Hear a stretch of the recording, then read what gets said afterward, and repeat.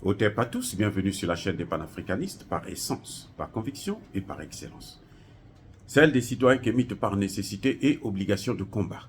Nous sommes une chaîne qui n'est guidée que par nos ancêtres et rien que par les ancêtres qui appartiennent à l'égrégore du monde noir. Par conséquent, nous ne croyons en aucun Dieu venu de l'étranger. Toutefois, cette vidéo n'est aucunement destinée à inciter à la haine ou à la violence, car nous menons un combat qui est d'abord et avant tout spirituel, intellectuel et démocratique. Ensuite, il est politique, géopolitique et géostratégique.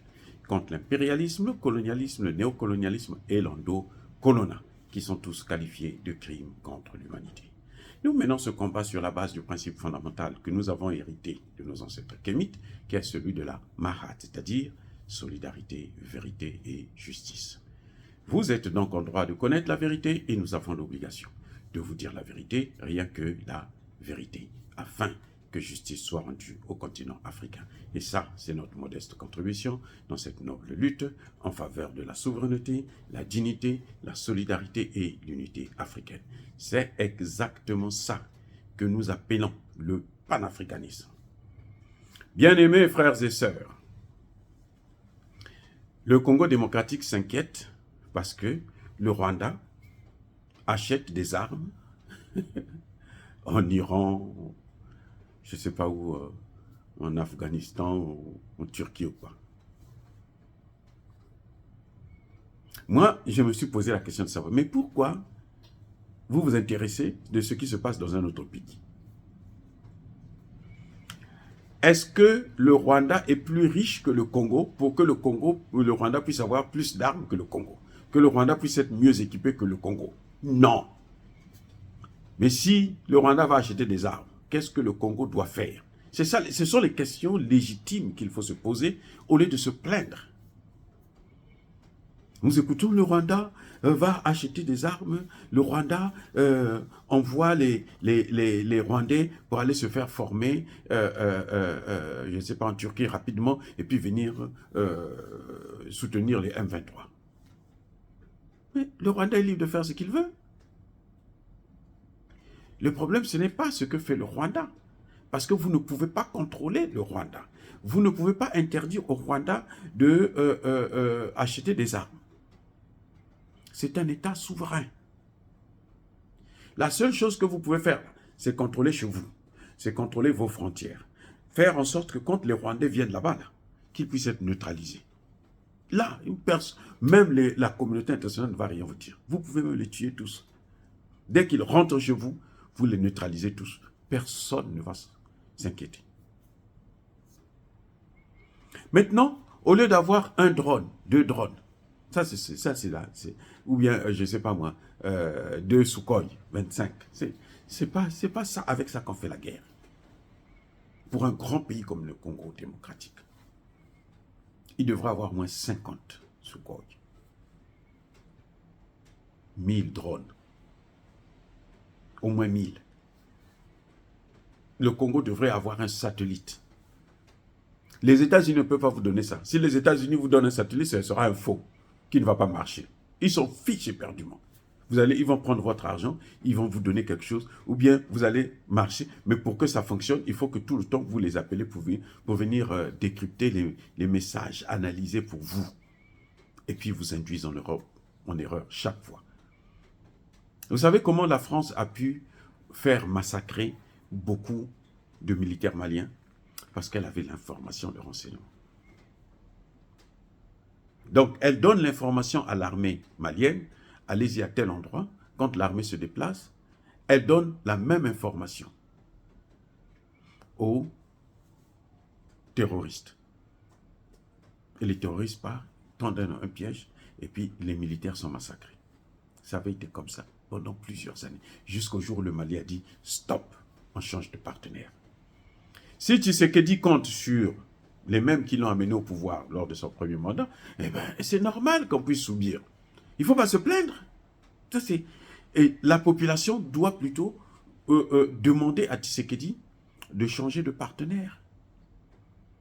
Si surtout, nous voyons que tous les Balouba, là, qui ont des chaînes et tout, ils ne soutiennent que Tshisekedi. Bon, comme c'est leurs parents, c'est normal. Mais Il ne faut pas vous plaindre quand ça ne marche pas. Il ne faut pas vous plaindre. Vous devez plutôt acclamer. Eh oui. C'est horrible, c'est-à-dire que de voir un homme qui ne comprend rien. Aujourd'hui, on sait ce qui est clair. C'est que Tshisekedi avait négocié avec Israël. Mais Israël, après, ça a suscité une réaction internationale tellement forte. Même les Américains ont dit non, ça c'est trop. Et puis voilà maintenant qu'ils sont obligés de se rétracter, mais ils avaient négocié. Vous n'avez pas suivi que c'est Tshisekedi qui était le seul pays africain, le premier en tout cas, qui a soutenu l'intervention d'Israël dans Gaza, alors que tout le monde savait que non, mais ça va être incroyable. Et il a même pris son ambassade, il a légitimé Jérusalem. Vous voyez comment Dieu fait les choses. Tshisekedi a reconnu Jérusalem comme étant une partie, la capitale d'Israël. Pas d'Israël et de la Palestine. Exclusivement pour Israël. Très bien. Regardez ce qui est en train de se passer au Congo. Là. La spiritualité, c'est ça. C'est-à-dire que quand on ne comprend pas la spiritualité, ou on est têtu face à la spiritualité, c'est comme ça que ça se passe. Ce que vous voyez au Congo, là, c'est d'abord ça aussi. La réaction du Congo par rapport aux faits internationaux. Eh oui. Donc, quand Tshisekedi va reconnaître à Israël le droit d'occuper Gaza, mais c'est normal que Israël aussi puisse reconnaître le droit à Rwanda d'occuper le territoire congolais. Qu'est-ce que vous ne comprenez pas là? Ça va de soi, les gars. C'est ça la spiritualité. J'espère que Tshisekedi a tiré toutes les leçons. Parce que ceux qui sont derrière le Rwanda, ce sont les amis de Tshisekedi. Ce sont les Américains, ce sont les Français, ce sont les Allemands, les Italiens, toute la clique de l'OTAN. Ils sont derrière le Rwanda. Le Rwanda ne peut pas faire ça s'il n'y a pas l'accord des États-Unis. Si la France ne dit pas son mot, le Rwanda ne peut pas faire ça. Qui est Kagame pour venir dominer le monde entier? Qui est-il? Zéro. Il n'existe même. C'est lui qui croit qu'il est important parce qu'on lui donne des armes pour venir tuer des Congolais. Mais au fond, il est zéro, il est rien. Mais je vous dis, rien du tout, zéro. Les Américains, quand ils parlent avec lui, dès qu'ils tournent le dos, là, ils éclatent de rire, ils roulent par terre. Là, ils se disent, mais regardez-moi un imbécile, comme ça, il va tuer ses propres frères. Donc, c'est un peu ça. Maintenant, Tshisekedi, c'est pareil. Quand il vient ici, là, les Américains, oh monsieur le président, dès qu'il tourne seulement le dos, là, ils éclatent de rire. C'est comme ça que ça se passe, les gars. Si vous ne savez pas, moi, je vous le dis. Allez-y, venez aux États-Unis. Allez-y passer un entretien. Vous allez voir le monsieur, oh, vous êtes trop bon, vous êtes machin, tout machin. Vous savez, dans 2 semaines, là, je vais vous écrire. Quand vous sortez de là, oubliez-le. Carrément, il faut lui dire carrément, fuck you. Parce qu'un Américain, quand il veut te prendre, quand il vient à l'entretien, tu l'as impressionné, il veut te prend tout de suite. Il ne va pas te dire, je vais t'écrire dans 1 semaine, dans 2 semaines. Dans 1 semaine, dans 2 semaines, c'est parce qu'il ne veut pas te regarder en face et te dire la vérité. Ce sont des hypocrites. Donc, c'est ce qu'ils sont en train de faire avec Tshisekedi. Tshisekedi croit que non, ce sont... Oh, les États-Unis ont dit, Israël ne peut pas le faire. Ils ont peur seulement des Congolais.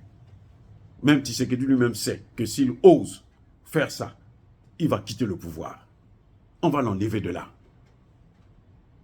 Le soulèvement sera tellement fort qu'il ne saura pas quoi faire. Il sera obligé même de fuir le pouvoir en question.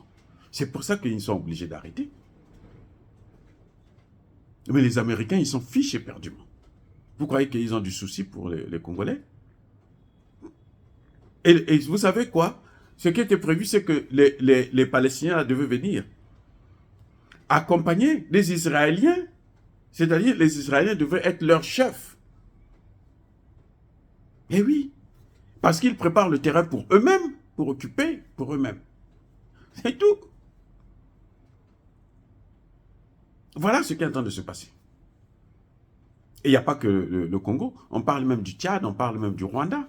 Bon, le Rwanda, lui il est toujours là. Le Rwanda, c'est l'argent. Paul Kagame, là, vous lui donnez 150 millions, il va vous donner tous les Rwandais. Vous pouvez les tuer tous. Paul Kagame que vous voyez là. Vous avez vu, il est allé prendre les Anglais, non? Les réfugiés anglais, là. Il veut les amener au Rwanda. Il n'a pas d'espace, mais il veut les amener quand même là-bas. Juste pourquoi? Pour 150 millions de dollars ou de livres sterling. 150 millions. Vous ne voyez pas que c'est un malade? Il est malade déjà, il est mourant. C'est qu'il est là juste parce que, bon, c'est comme ça, mais en fait, il n'existe plus. Voilà les vrais problèmes. Donc, pour revenir à notre sujet, les Congolais, là, ne vous plaignez pas de ce qui se passe au Rwanda. Plaignez-vous de ce que vous faites pour contredire, pour attaquer, pour freiner, pour stopper les Rwandais d'occuper votre terre. Voilà ce qui est important pour vous. Ce n'est pas ce que le Rwanda fait. On s'en fout de ça. Il est libre, Kagame. Il est libre. Mais vous êtes aussi libre au Congo pour équiper. Et celui qui ne veut pas équiper, c'est votre propre président Tshisekedi qui n'est pas capable de prendre des décisions. Il n'a pas de couilles solides. C'est une couille molle. Il n'est pas capable de prendre la décision de faire venir des vrais partenaires qui vont équiper le Congo, former les militaires congolais et puis faire la guerre. Voilà ce qui devrait se passer. Dire cela, c'est inciter à la haine ou à la violence. Non. Yaba colère, encore une fois de plus, bien aimés frères et sœurs, je persiste et je signe. Soyez bénis, abondamment bénis par le Dieu de Kémit et par nos ancêtres angélisés.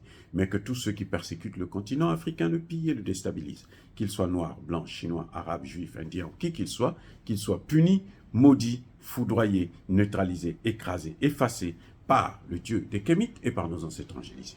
Vive l'Afrique éternelle. Je dis et j'assume.